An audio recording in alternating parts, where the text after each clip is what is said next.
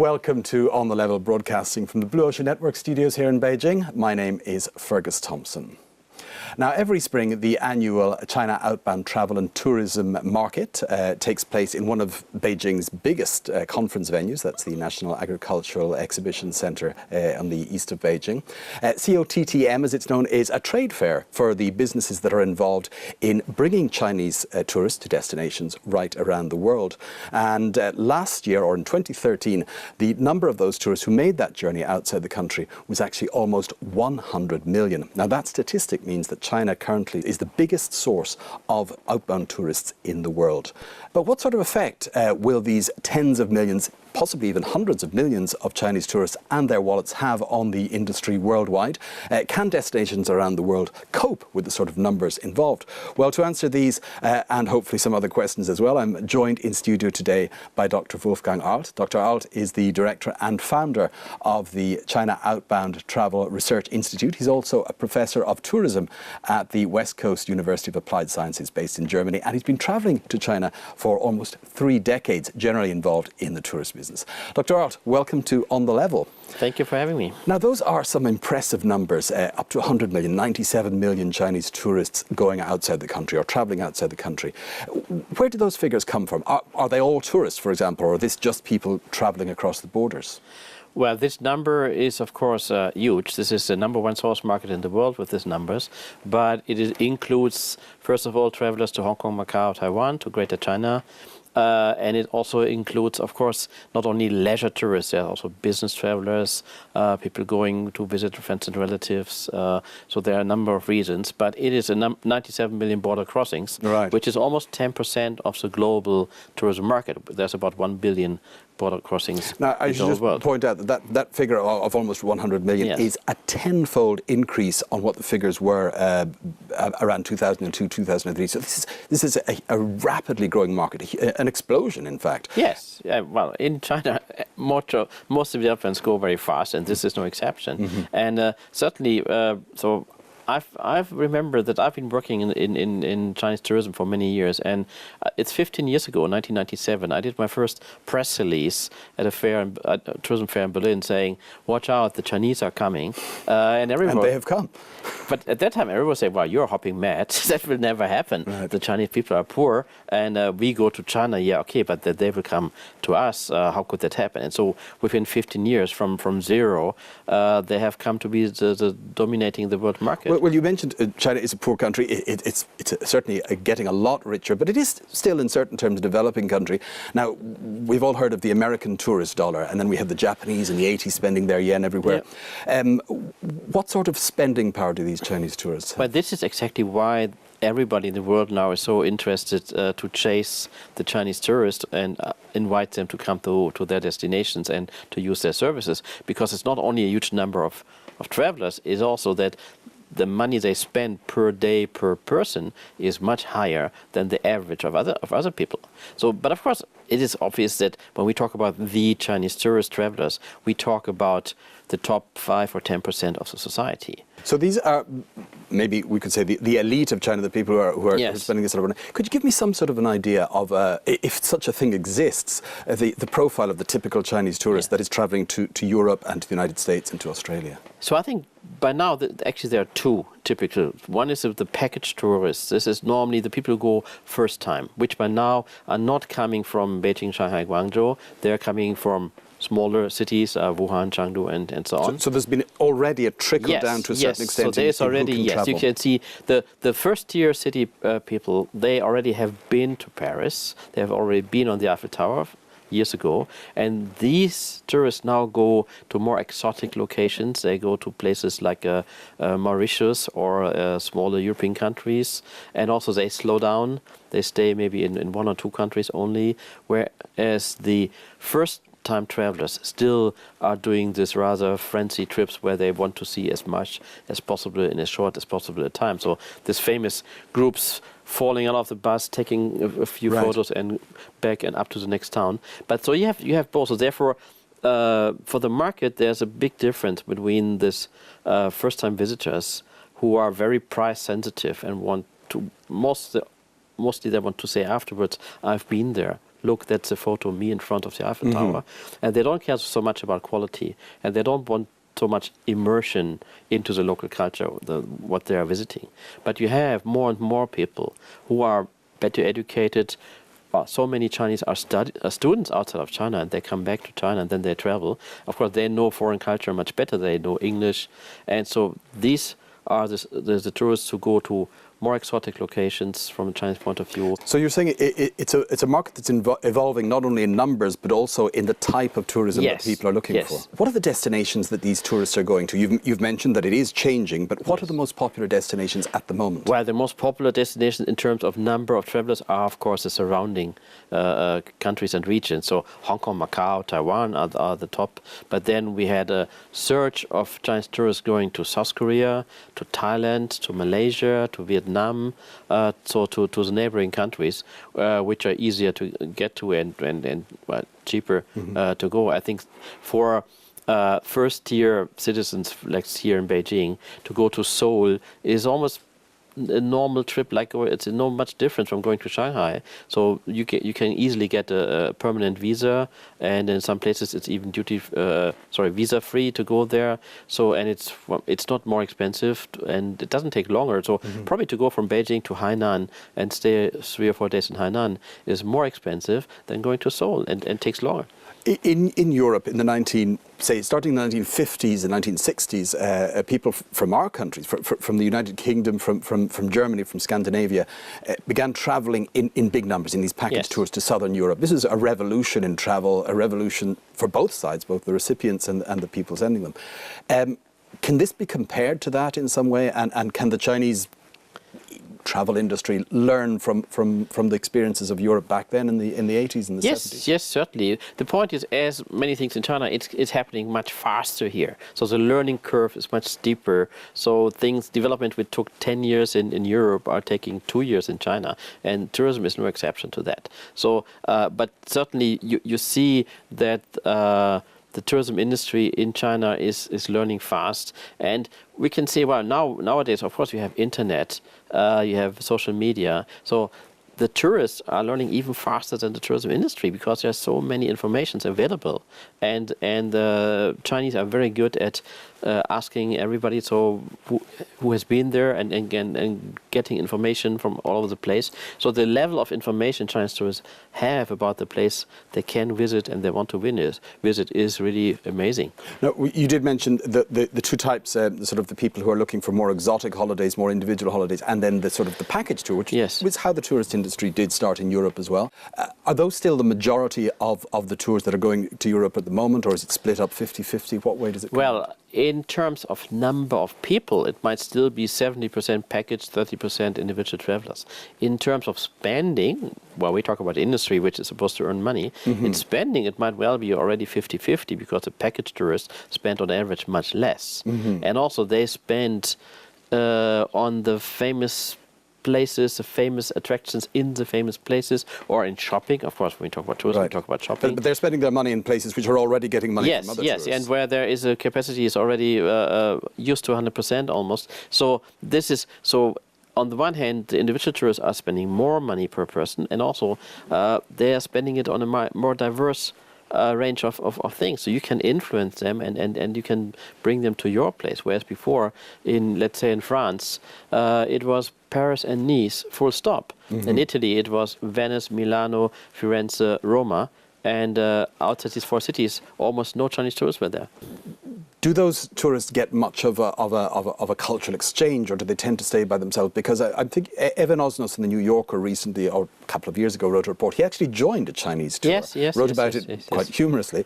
But he said that one thing he noticed was it was almost like a bubble. The Chinese guide gave all the information. They ate Chinese food. They went to special restaurants.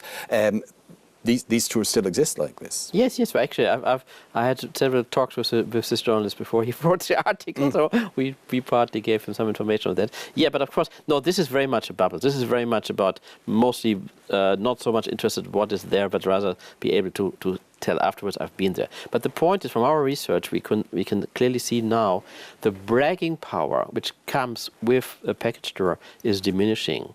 And we have been doing interviews with package tourists in Europe last year, where they clearly excuse themselves to be on a package tour by saying, oh, you know what, this is my first time to Europe and I don't speak the language, so and it's cheaper, so we go to the package tour, but next year my friend's daughter will go to study in Finland and next year we come back and then she will show us around and then we do everything by ourselves. So it is, if you want to brag, and Chinese outbound tourism is a lot about gaining status, getting face, prestige.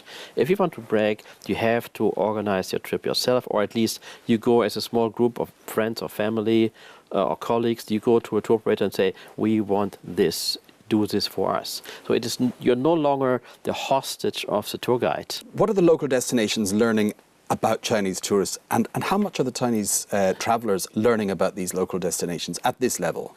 Well, there is certainly the point that the Chinese are very interested, this kind of Chinese tourists are very interested to get into the local culture, and if you offer them a cooking class or some other immersions into the culture, which cannot take too much time, so this is the adaptation part.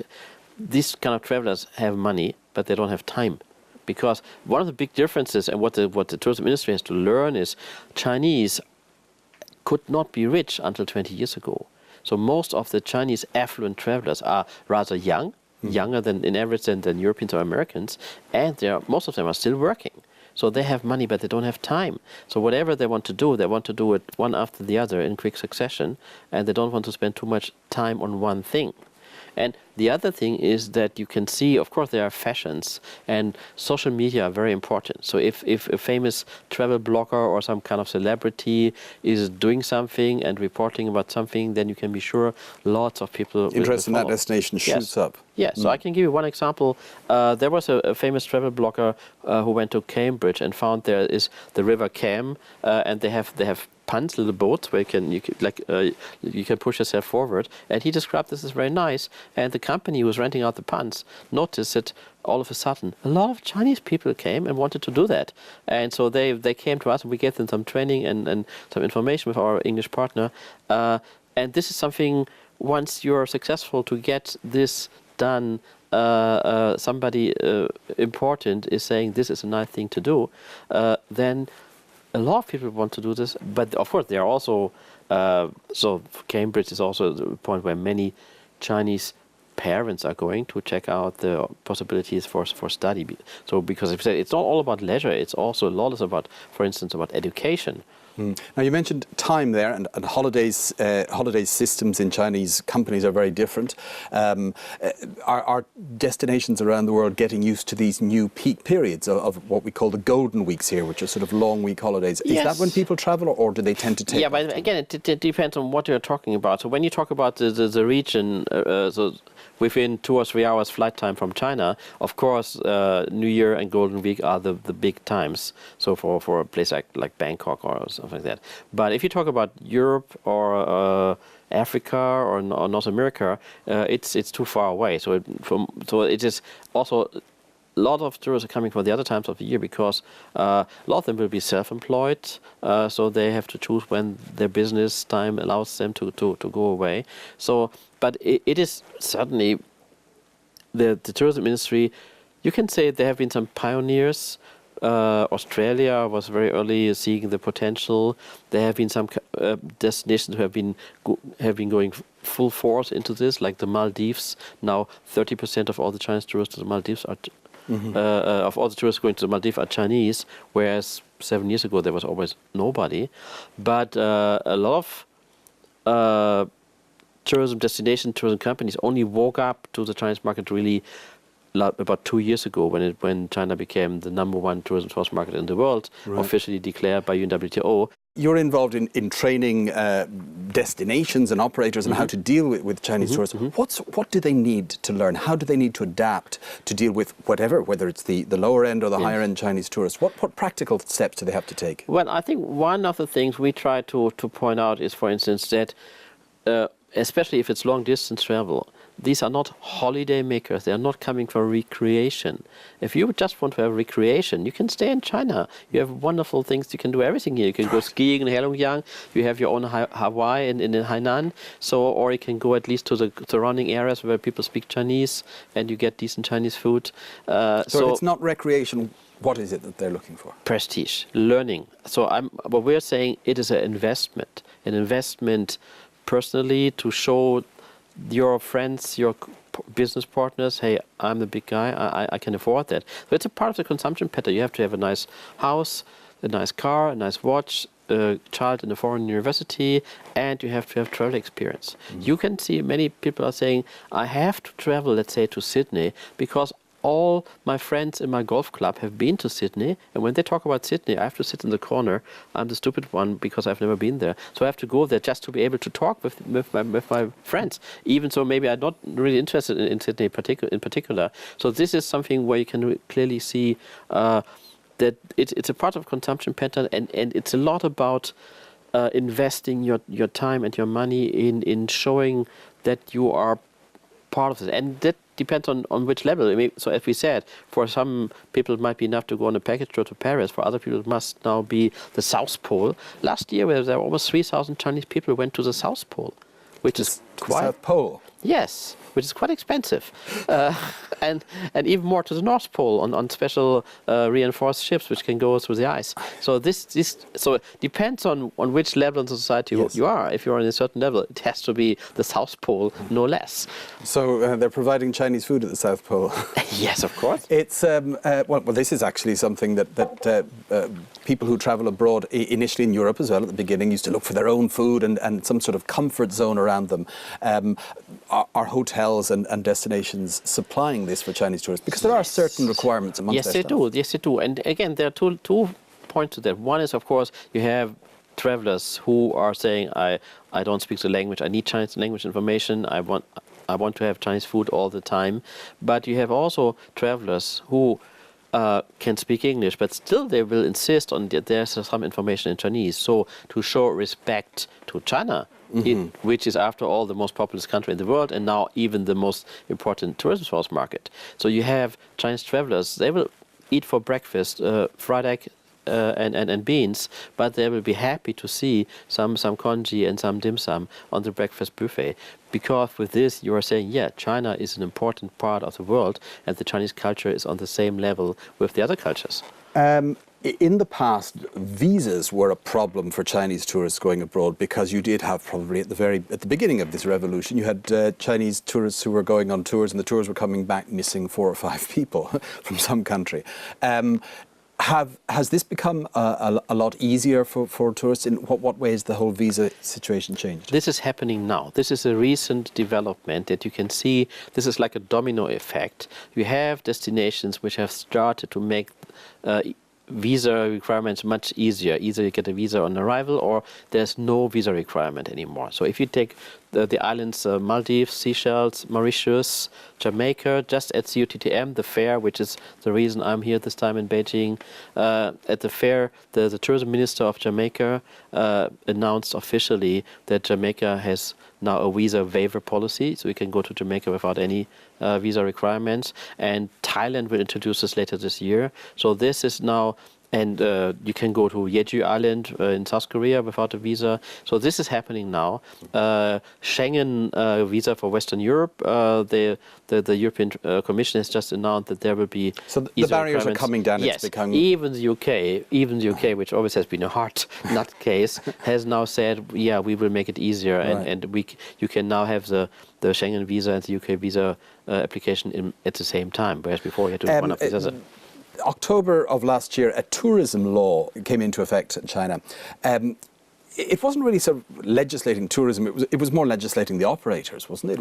Yes. What was that all about? It's very special. I think there are not many countries in the world which have this kind of tourism law. So first of all, it is only last year that China got a tourism law. This was rather late, and but it's also, the content is mostly consumer protection. You could go to Taiwan for a week without paying anything for accommodation, food, and transport, but you had to spend almost all your time in some forced shopping. And so this is, of course, not healthy, and the Chinese government, I think, did a very good thing. Well, when that law came into effect in October, Vice Premier Wang Yang at the time actually pointed out another problem of the industry, and he was criticizing Chinese tourists. You remember this. He was fairly forthright in his comments. He said, amongst other things, some tourists show dire manners and uncivilized behavior. They talk loudly in public, they spit, they carve characters, and they're criticized by media. And he said, importantly for Chinese people, they have damaged the image of Chinese people outside China. It is on the Chinese side now, how is this being addressed by operators and indeed by the government? Yes, I think this is something you can clearly see that in the tourism law and in the remarks of the government. You can see on the one hand, the Chinese government is now much more supporting outbound tourism than it had been in the past, and also it's clearly saying every Chinese tourist is a kind of ambassador of China. And I think most of the tourists themselves, when you talk to them or when you read the discussions on the social media, they also see themselves clearly as an ambassador of China, and a lot of other Chinese tourists are very much criticizing this. And of course, people are told what to do and what not to do. Obviously, not spitting in public, not jumping queues, and all the kind of things. So there's a lot of material like that. But the point is also what you can see is the more experienced, more sophisticated travelers in the public perception in the destinations, very often they're not even seen anymore that these are Chinese tourists. So therefore, you can see in the Western world, where in the receiving countries, very often there's still this image of the Chinese being this loud and uninterested, rushing tourists, when this is not all the Chinese, but these, of course, are the more visible part of the market, whereas the Chinese, let's say, intellectuals who drink latte macchiato and speak good English, maybe will be taken for Singaporeans or something like that. So a normal evolution of a tourist market has happened with tourists from all over the world. The first ones to go tend to be bring their own customs with them, and they become more sophisticated. But at hyper speed. At twice the speed. Recently, in fact, at the moment, a young Chinese woman has been kidnapped in Malaysia. She was on traveling in Sabah. This exposes something most Chinese people obviously haven't been outside the country, and many do view foreign countries as somewhat dangerous, more dangerous than home. What are the chief worries of Chinese tourists when they travel abroad? Is security one of them?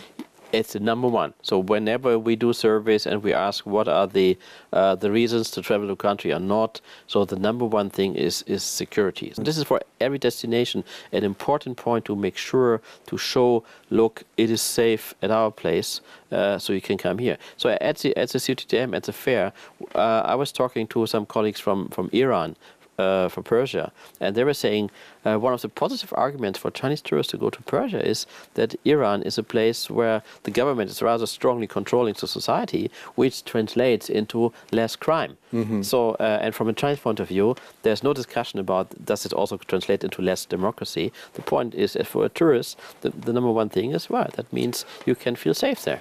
Apart from this, what are the other concerns that particularly a first-time traveller, and most Chinese will be first-time travellers, what are their concerns when they travel to another country? Well, the concern is that they're not given enough respect. So this is certainly, if you welcome our Japanese friends, they will not be very happy about that. And so that there is and also they don't want to make a fool of themselves.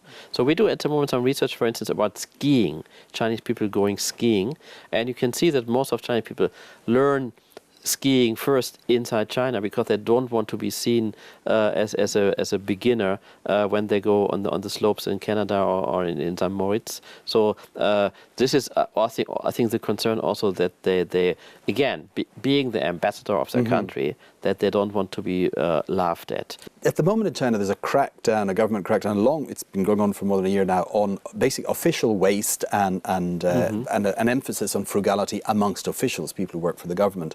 Now, in the past, one of the perks of working for the government here is that you often get the chance to travel abroad on a business trip, which are often glorified holidays. Has this crackdown had an effect on the amount of outbound travel that's taking place from China?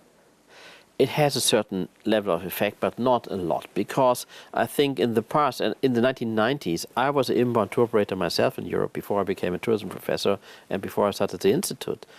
At that time, this was the majority of the market where travelers spending government or state-owned company money on mostly tourism, on leisure tourism. But now this sort of this strata of the society has enough money to also to pay for the travel themselves. Of course, if you find the government paying for you, that's what you do. But if not, they're not stopping to travel because, as I said, it has become a part of your consumption pattern, and you want, even if only for self-respect, you want to continue to travel. And if this opportunity to have the government paying for you no longer there or only in a diminished form, so it hasn't had really a large effect. No, because the point is, well, we're not talking about buying a Lamborghini where you for $200,000. It's a trip for $5,000, $6,000, $8,000. So you people will tell you, well, okay, so this is 2 square meters of an apartment in Shanghai. So okay, I buy a little bit smaller apartment next time, and then I can afford to travel.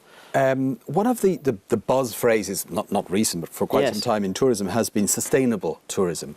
Now, if everybody in Germany goes on a holiday, that's 80 million people or so. If everybody in China goes on holiday, that's 1.34 billion people. Is that a possibility? It's not going to happen next year or the year after, but most Germans do travel. One day, will most Chinese travel, and can the world take it? This is, of course, a billion-dollar question. Well, we are far away from having that, because don't forget, even this 97 million border crossing last year were not 97 different people. So many people travel many times. So the total number of Chinese who have a passport is about 4% of the society, no more. Not far off the United States. So we are far away from having 1.3 billion travelers. But of course, this is a point which is of concern, especially as this is including using aircraft, and this is the main pollution which is happening there. So yes, sustainable tourism is important. You can see that especially the younger tourists from China are very much interested into green issues in sustainable tourism, responsible tourism. So it is on the mind of the Chinese tourists as well. But I mean, this is the same discussion we have with other development, that of course the Chinese travelers are saying, well, the Western people have been traveling for so many years, so who are they to deny us the right to do this ourselves in the same way? So, but of course, it is, well, the global number is now 1 billion travelers, and UNWTO has been saying long ago we will be reaching 1.6, 1.7 billion in a few years, and it might be 2 billion travels. So, of course, all this is connected to the question what to do about the environmental effects, the social effects, and well, hopefully we will soon have aircraft which can use non-polluting fuel. This is the biggest source of pollution. Well, just looking at, we're in 2014 now, in 30 years' time, do you think the world in general will be looking at Chinese tourism, outbound tourism, as a positive or a negative thing? Give me your prediction.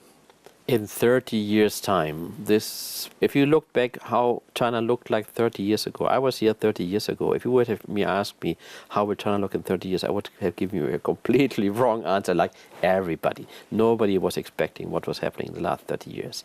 So I think it is not so easy to look forward 30 years. Certainly, people will be astonished that it has not been always the case. In Europe, people now think we have been traveling all the time, and they have forgotten that until the 1970s, only the rich people in the Western world could travel, especially long distance. So this is a development of the last 30 years also for North America, for Europe. So, and I think in 30 years, as China certainly will be one of the main powers in the world, people will think this has always been the case. like the young people in China now think that China has been powerful and rich, is already something they take for granted. And so the same, I think, will happen there. But hopefully, as we said, hopefully that will be in a much more safer and cleaner way, because otherwise, really, we will all choke on that. If this is still done with burning petrol, that will not work. We'll come back in 30 years and look at that again. Dr. Wolfgang Arlt, thank you very much for joining us. Thank you. Thank you very much.